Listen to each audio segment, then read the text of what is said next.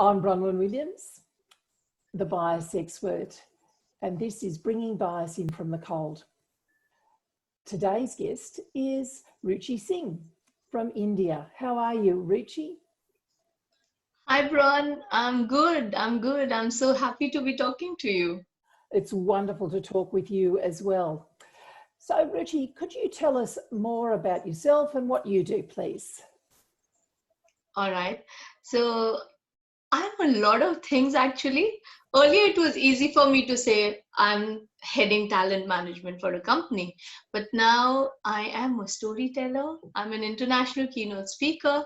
In fact, I was very lucky to get an opportunity this year itself to give a keynote at the United Nations, and I was lucky because I gave that speech, and after that, the world went into a lockdown. I had nothing to do with it, and I'm a personal leadership and communication mentor, and I'm writing 2 books. So yeah, very soon I can add author to it. Excellent. Oh, wow. And I think that's one of the wonderful things about this time in the world's history is that we do get the chance to reinvent ourselves, to create the life that we want and not be limited by perhaps the things that people have thought we should do or our culture has told us to do, maybe limited by some of the biases. So Yes. what would you say bias is? How would you define it? All right. Everything sounds, much more easier to retain if we give examples. Yes. So let me start with one word in German. It's called Untermensch, which means subhuman. And this bias of Hitler led to 6 million Jews dying during Nazi Germany. That's bias. Martin Luther King gave the historic speech, I Have a Dream. And in that, he talked about, like, I have a dream that one day this nation would rise up to it, the true meaning of its creed, and like that everyone is equal.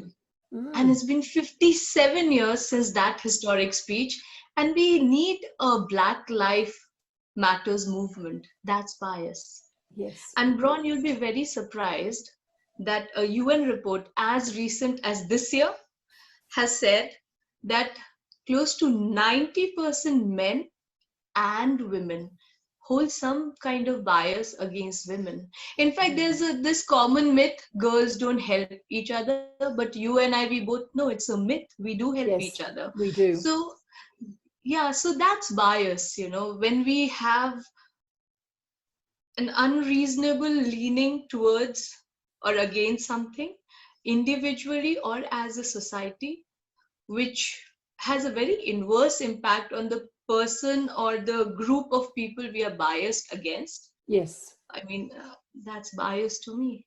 And look, I think that sums it up beautifully. And thank you for those examples, some of them from history and some of them, right up to date, because it's whether it's Hitler's attitude to Jews or white people's attitude to people of color, or, because I know India and China are not always happy about each other, whether it's national bias, one nation against another. Yes.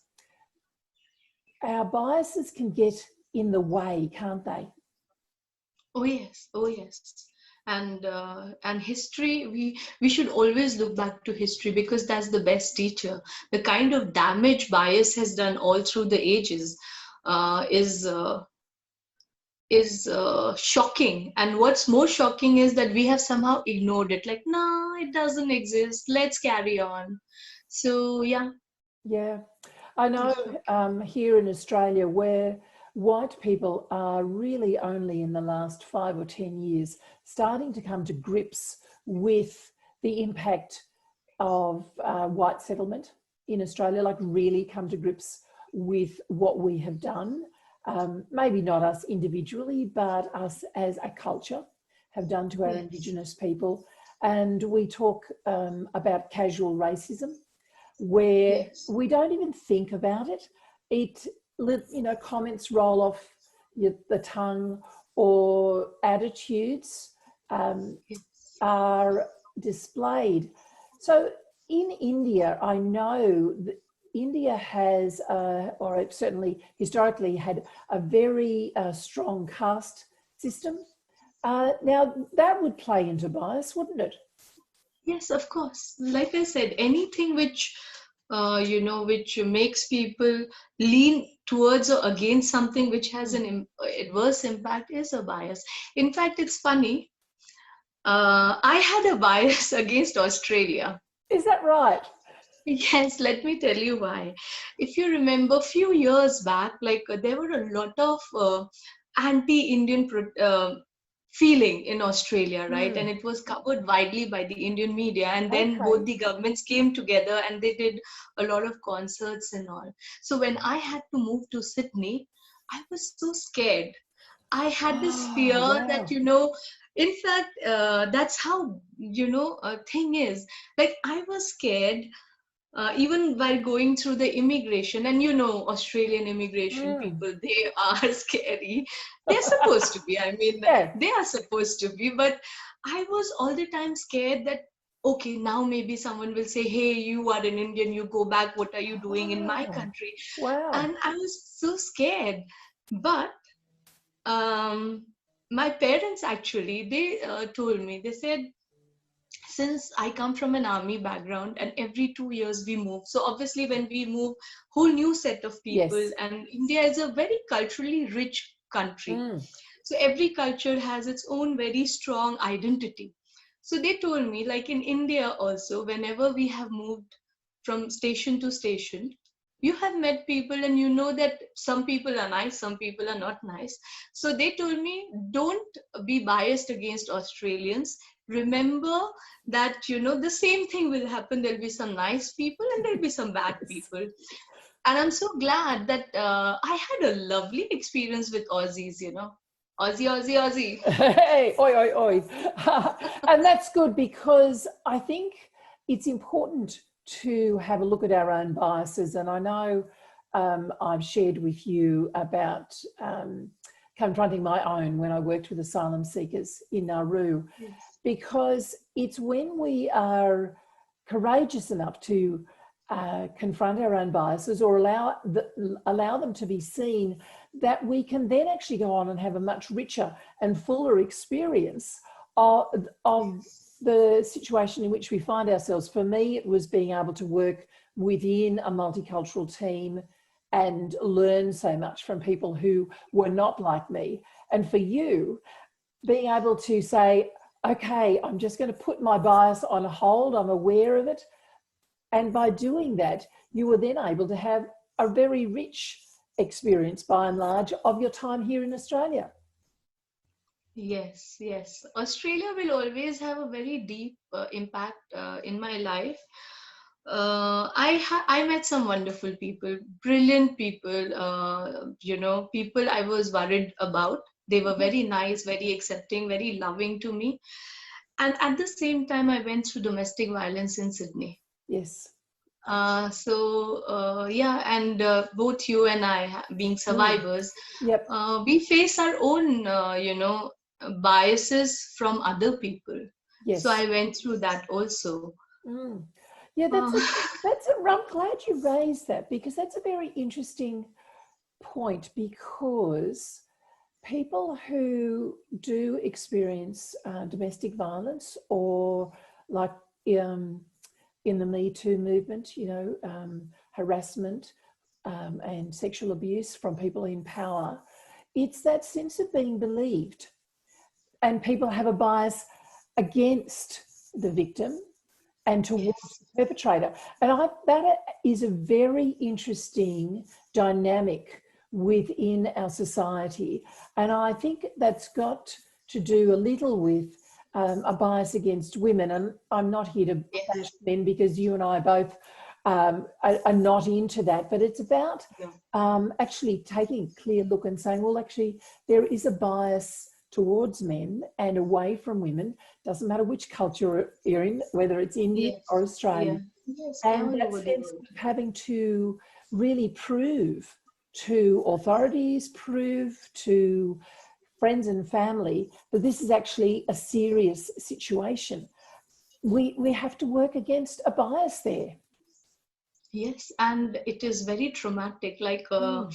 I was invited to give a keynote on domestic violence in Ghana, and there I mentioned one thing: domestic violence victims, or victims of any crime for that Mm. matter, especially women, go through two kinds of violence. One is the violence itself, and the second violence is victim bashing. Yes. Yes, like when you asked, what did you do? Mm. I mean, the shock that I have, like, if I do something, does that justify being physically or mentally harassed? Like, Yeah. I, there are certain situations where violence is okay. And it is, right now I can handle it well, but when you are going through it, it can Mm. shatter you to pieces. Yes. And yes, so victim bashing, whether it's domestic violence or racism or rape or any Mm. kind of crime, is is a bias of a horrible, horrible type. Yes. And I think you're right that, and sometimes that the latter one, the victim bashing, having to explain yourself, justify why you're making a complaint, you know, face up against the, or why didn't you say something earlier, or it really wasn't that bad. And I know you've had those comments made to you Yes. about your situation. It's that sense in which we can't take people at face value. And I think that's one of the things that bias prevents us from doing, because we make prejudgments, don't we, Yes. around Yes. what we think happened, how we think people should behave. Behave. Yes. Yeah, Yes. I've long thought that that word should would be best taken out of the English language. Because there's a sense in which should represents bias. It's when we say something should be like this, or that person should have done that, or I should have done this, or they should have, you know, fill in all the blanks that you like.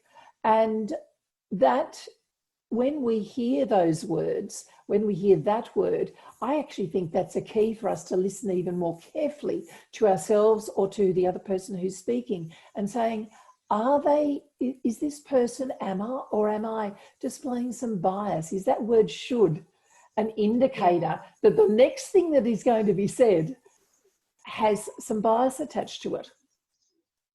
Yes, that's a brilliant point of view, Bron. I'll be honest, I never thought like that. But now I'm thinking that maybe it is like a judgment word. You should Mm, do this. You should not have done it. Why did you stay? I would have done this. yes, that's right. Oh, it's such a complex world. And one of the things that I love about the conversations that I've done around bias is that I discover things.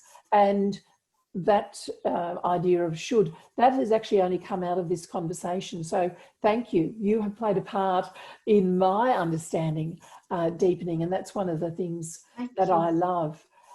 If we, I'm convinced, actually I'll share a little comment that I put up on LinkedIn just recently, thinking that sometimes the world just gets a little bit serious, and talking about bias gets a little bit serious. And went searching the internet for a nice little cartoon, and there's a cartoon of the blue genie, like out of Aladdin, with a little dog, and the genie is saying to the dog,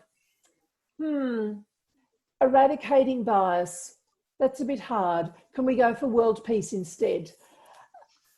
And, but I think what it did was provide a bit of a laugh, but it Yes. also highlights the fact that bias is here to stay. Would you agree with that? Yes, I think in some form or other, I think there will be biases, but what we should do is, we sometimes we cannot change the whole world, but the only thing we can change is about us. Yes. So, and that has a very deep impact on the world as a whole, right? Like, Yeah. And these people like Mahatma Gandhi, when he stood against the mighty but very oppressive British Empire, and he said, this is not on, but I'll do it through non-violence. Yes. He took that step, and then the whole movement rallied around him.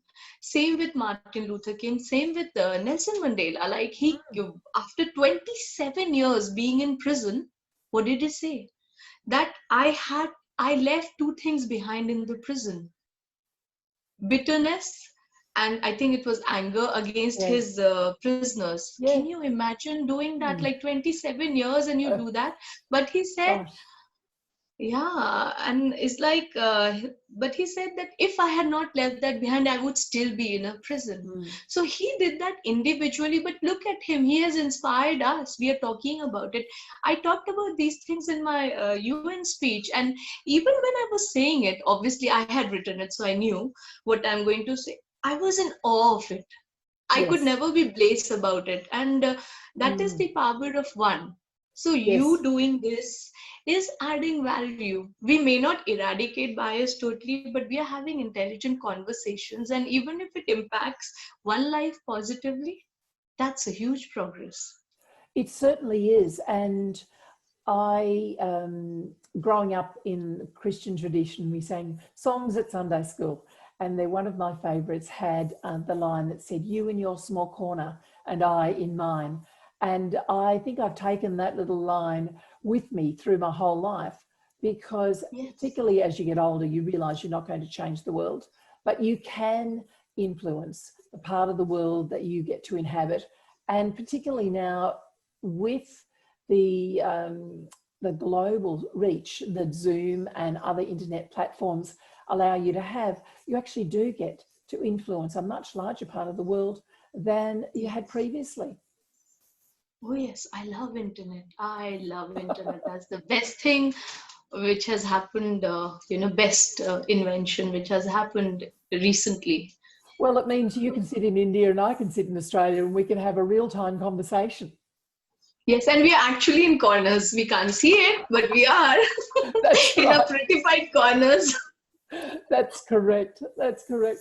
So, Ruchi, what would you say is a good way to combat bias? Like if we can't actually eliminate it because it starts so young and it comes out of our culture, whichever culture that happens to be, how can we combat it? How can we work against it or work with it? See, I think one thing is we get to fear others less. Yes. We have to give others a chance, get to know them, and get to know them without any agenda. Just getting to know people. Because if you have an agenda, then you're always thinking, okay, when do I make that pitch? But if you're just talking, conversing, like in my case, I told you, like I was so scared of coming to Australia. And Aussies are very lovely people. I had a wonderful experience, but for that, I had to let go of my fear and give a chance to others to, let me understand that some people are good, some people are bad, but then that's universal. It is. Right? So that is there. Then education system can play a very important role. Yes. If, very smartly, because kids, we have to deal with them in a certain manner through stories and all. If we share stories of people from different cultures, different part of the world, religion, but as stories, then it becomes a part of their whole culture. Growing up. So they are familiar with maybe teachings of Buddha and Jesus Christ and Muhammad, and it is, so when we grow up with that kind of influence and then someone comes and say, hey, that religion is bad, or that race is bad, or people who are this color are nicer or worse or whatever, you also think that no, maybe that's not true. And education has to play a very important role, and media. Yes. Like, it's high time that, in Hollywood, they stop showing Indians as just cab drivers. Seriously, we are in very high places. Like we are in World Bank. Cab drivers and IT professionals. Yes. And with that awful accent, see, we have an accent because everyone has an accent, That's right. and it may not be as cool as Aussie, but come on, we don't like we all of us don't talk in that manner. So So very, media has to do, yes, yeah, and we are not and the always head doing wobble. this. That's Yeah, it's like I've had that so many times. Like Indian, oh yeah, it's like seriously, dude. I know, it's really, and they're the things, like, you understand why we use stereotypes in storytelling, because it helps people to identify. But you're quite correct, because even as though you might say that Aussies are a cooler with their accents, but we can be stereotyped as well, you know, wearing the Akubra hat and, you know, the big knife. No worries. No worries, you know, g'day mate. All of those things, I think it's when, like, and some stereotyping is funny and we can laugh at ourselves around it. But it's Like when stereotyping becomes, well, all Aussies are, or all Indians are like that, or all Americans are like that, where we categorize people into one group and usually give them a negative attribute. Yes. Or because we've seen one person from that culture do something, we extrapolate that out to say that everybody from that culture or that nation or that religious background has that. And that's, I think, the area that we've got to stop ourselves from just categorizing everybody in the same group. Yes. Yeah. Can I mention one bias which is very harmful? Yes, please. You know, there's this bias that if you're talking about serious stuff, like I talk about a pretty serious stuff like domestic violence, and I'm a survivor myself, so, or world peace or things like that.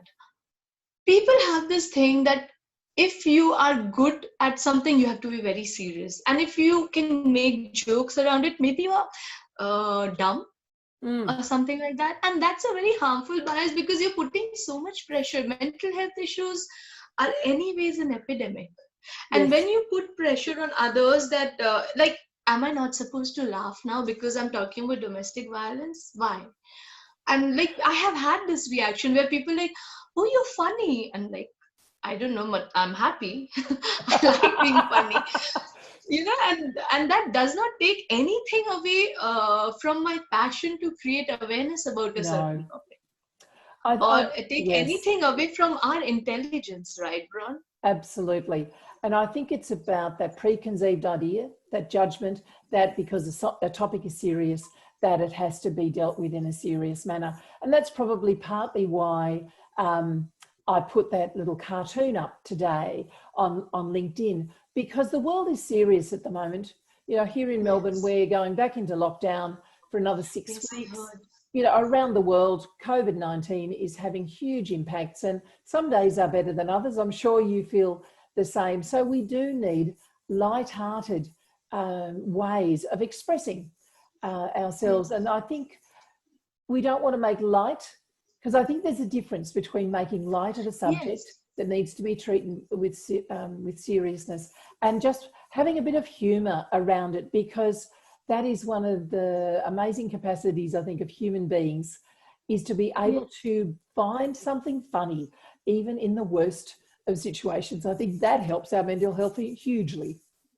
Yes. And once we are off the topic, we have complete right to sometimes be just frivolous. That's okay. That's right. That's right. Well, Ruchi, it has been wonderful talking with you. We have ranged around all sorts of conversations around bias today. It's been just wonderful. So thank you very much for joining me today. Thank you. Thank you so much for having me. So this has been Bronwyn Williams from Bringing Bias in from the Cold with Ruchi Singh.